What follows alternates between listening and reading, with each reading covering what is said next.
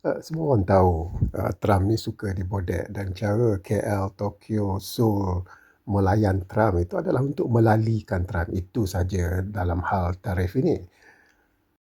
Ketika singgah di Tokyo, Trump telah dihadiahkan satu set manta yang digunakan oleh bekas Perdana Menteri Jepun yang dibunuh Shinzo Abe, dan kita tahu bahawa Shinzo Abe dan Trump adalah rakan akrab kedua ni. Jadi pemberian pata Shinzo Abe ni adalah dikatakan begitu hebat sekali kepada Trump untuk dikatakan melalikan Trump. Tapi tak boleh lawan Seoul. Seoul beri crown iaitu yang pernah digunakan oleh raja-raja Korea Selatan kepada Trump.